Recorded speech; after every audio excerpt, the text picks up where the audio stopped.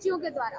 देखो जी, अगर हमें शिक्षक नहीं मिले तो इस बार वो रूप देखने को मिलेगा जो कभी देखा ही नहीं होगा। नेता को वोट तो छोड़ो, हमारे गांव वाले गांव के अंदर पैर नहीं रखने देंगे। गांव में आके तो दिखाओ, बीजेपी सरकार कितने दिन हो गए हमें यहाँ पे हाथ जोड़ रहे हैं, भीख मांग रहे हैं, रो रहे हैं, गिड़गिड़ा रहे हैं। बीजेपी सरकार का नेता क्यों नहीं आ रहे? विपक्षी पार्टी सभी आ रहे हैं। और हमारे बीच यहाँ मनोज राठी जी उपलब्ध है और अमनदीप टांडी जी भी उपलब्ध है। उन बीजेपी सरकार क्यों नहीं आ रही? कुलदीप बिश्नोई जी को मैंने पीछे भी कहा था और अब भी कह रही हूँ, कुलदीप बिश्नोई जी वो शिकारी है जो 1 महीना शिकार करते हैं लोगों का, चुनाव में बार बार आते हैं, लेकिन 4 साल 11 महीने घर पर आराम से बैठ कर खाते हैं। लेकिन इस बार खाने नहीं देंगे। इस बार शेरनियों ने अपना रूप धारण कर लिया है। हम वो देवी है, हम घर का रूप है, देवी रूप है, गाँव की रौनक है, इस देश की शान है। लेकिन शिक्षा मंत्री और वो मुख्यमंत्री जी है, उन्होंने हमारे शिक्षक बेच दिए हैं। उनको क्या पता, हमारे माता बहन भाई जिन्होंने भी मतदान किया था उनकी गलती थी कि एक चाय बेचने वाले को तो उन्होंने प्रधानमंत्री बना दिया और एक पकौड़े बेचने वाले को उन्हें मुख्यमंत्री बना दिया। एक टॉफी बेचने वाला वो शिक्षा मंत्री बने बैठा है। उसको क्या पता कि बेटिया क्या है, शिक्षक है, शिक्षक क्या है, उनको क्या पता। हमें शिक्षक चाहिए, किसी कीमत पर लाकर दो, कहाँ पर लाकर दो। कुलदीप बिश्नोई जी मंदिर में 5-5 लाख रुपए दे रहे हैं, क्या वो हमें शिक्षक नहीं दे सकते? क्यों नहीं दे सकते? उनको यहाँ पे आना चाहिए, अभी आओ, इस टाइम आज के दिन आना चाहिए उन्होंने, वरना इस बार गांव में घुसने नहीं देंगे। आज कितने दिन हो चुके हैं और आखिर अब कब तक आपका जो साहस रहेगा यहाँ पर बैठने का? जब तक शिक्षक नहीं आएंगे हम यहीं से हिलने वाले नहीं है।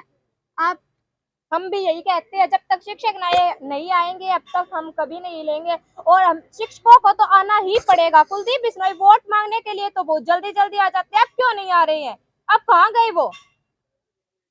शिक्षक बिना शिक्षा नहीं और शिक्षा बिना जीवन नहीं, इसको लेकर क्या कहेंगे? हाँ, सच है कि शिक्षक नहीं है तो हमें शिक्षा कैसे ग्रहण करेंगे? अब हमारे पेपर आए हुए हैं, अर्धवार्षिक परीक्षा आई हुई है, तो हमें शिक्षकों की तो जरूरत है ही। हमारा बहुत सा सिलेबस है वो पेंडिंग है, हम पेपर में क्या लिखेंगे?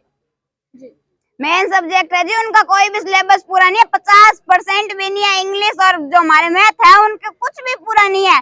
मेरी क्लास में बहुत सी लड़कियां जिनको मैथ बहुत कम आता है, मेरे को भी कम मैथ आता है, लेकिन अगर टीचर होंगे तो ही हम आगे पढ़ पाएंगे। मैथ आगे भविष्य की वही चीज है, मैथ और इंग्लिश दो ही तो मेन सब्जेक्ट है। उनके अध्यापक नहीं है, क्या करे तो करे क्या करें? कितने फिलहाल जो है शिक्षक मौजूद है? फिलहाल 2, ये वो 6 से 8 के लिए है। 9th और 10th जो सामाजिक के टीचर हैं उनको साइंस का दे रखा है, लेकिन उनकी साइंस नहीं समझ में आती हमें। टीचर साइंस पढ़ावा बच्चा और संस्कृत के टीचर है, संस्कृत की एक अध्यापिका थी पहले, उनकी भी भेज दिया है। फिलहाल कोई लेडीज टीचर नहीं है, हमें लेडीज टीचर की भी जरूरत है। हम लड़कियां, हमारी पर्सनल प्रॉब्लम बहुत है, आपको भी पता है।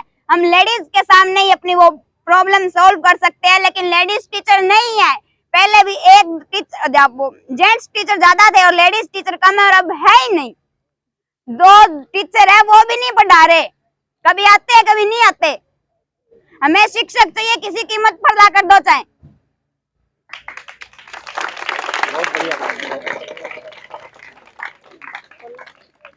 साथ ही मनोज राठी जी भी हमारे साथ मौजूद हैं, जिन्होंने लड़कियों लगा ले तू, चक्कर में ना पड़ेगा जो है बहुत ही बढ़िया कदम जो कहें आज खैरमपुर के गांव में आकर लड़कियों का सहारा दिया है कि हम शिक्षा जरूर दिलवाएंगे।